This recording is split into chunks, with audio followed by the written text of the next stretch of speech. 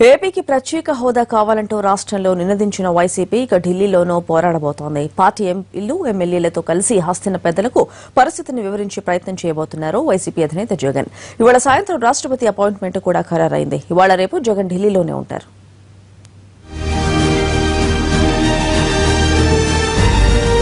ఆంధ్రప్రదేశ్ పునర్విభజన చట్టంలో ఉన్న హామీలను అమలు చేయడంలో కేంద్రం ఆలస్యం చేస్తోందని విమర్శిస్తున్న వైసీపీ స్పెషల్ స్టేటస్ కోసం ఢిల్లీలో ఫైట్ చేసేందుకు రెడీ అయింది. ఆ పార్టీ అధినేత జగన్ ఇవాళ ఢిల్లీ వెళ్తారు. పార్టీ ఎంపీలతో కలిసి సాయంత్రం 6:45 రాష్ట్రపతి ప్రణబ్ ముఖర్జీని కలుస్తారు. ప్రత్యేక హోదా ఇచ్చేది లేదని కేంద్రం స్పష్టం చేయడంతో రాష్ట్రపతికి ఏపీలోని పరిస్థితుల్ని వివరించనున్నారు. ప్రత్యేక హోదా వల్ల రాష్ట్రానికి కలిగే ప్రయోజనాలు తెలిపి ఇవ్వని పక్షంలో రాష్ట్రం ఎదుర్కొనే విపత్కర అంశాన్ని చెప్పబోతున్నారు.